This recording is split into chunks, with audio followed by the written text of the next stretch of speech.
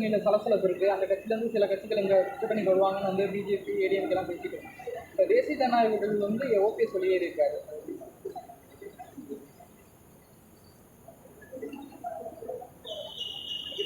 தேசிய ஜனநாயக கூட்டணி ஒரு கூட்டணியாகவே இன்னும் உருவாகவில்லை. அதிமுக பாஜக இரண்டு கட்சிகள் இணைந்திருக்கின்றன, அவ்வளவுதான். அவர்களுக்கிடையிலேயும் இன்னும் ஒருமித்த ஒரு கருத்து உருவாகவில்லை. திமுக கூட்டணியில் சலசலப்பு, அவர்கள் சிதறப்போகிறார்கள் என்ற தங்களின் ஆசையை வெளிப்படுத்தி கொண்டிருக்கிறார்கள் அதிமுகவினரும் பாஜகவினரும். ஆனால் அவர்களின் அணியிலே இருந்தவர்கள், ஆதரவாக இருந்தவர்கள் தொடர்ந்து பயணிக்க வாய்ப்பு இருக்கிறது என்று நம்பிக்கொண்டிருந்த நிலையில் அவர்களே வெளியேறுகிறார்கள் என்றால் அந்த கூட்டணியின் உறுதிப்பாடு எப்படி இருக்கிறது என்பதை புரிந்து கொள்ளலாம்.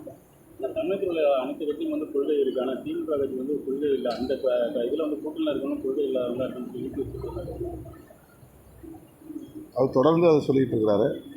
மக்கள் தான் அதை தீர்மானிக்க வேண்டும்.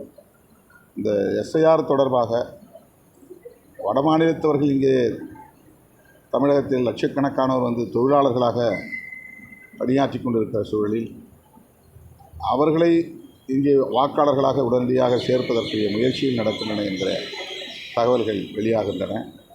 எனவே இது குறித்து தீவிரமாக விவாதிக்க வேண்டிய தேவை இருக்கிறது. முதல்வர் அவர்கள் அனைத்து கட்சி கூட்டத்தை கூட்டி இது தொடர்பாக விவாதிக்க வேண்டும் என்று வலியுறுத்துகிறேன்.